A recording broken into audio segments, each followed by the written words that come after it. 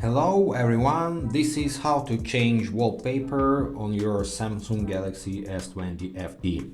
Simply go to settings and scroll down to wallpaper and style section, and here you see the preview of your wallpapers on the lock screen and on the home screen.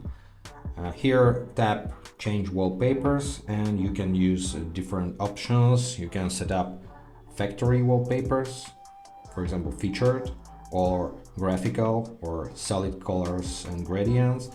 Also you can set up wallpapers from your gallery or use spatial wallpaper services, for example dynamic lock screen, or download Galaxy themes from internet.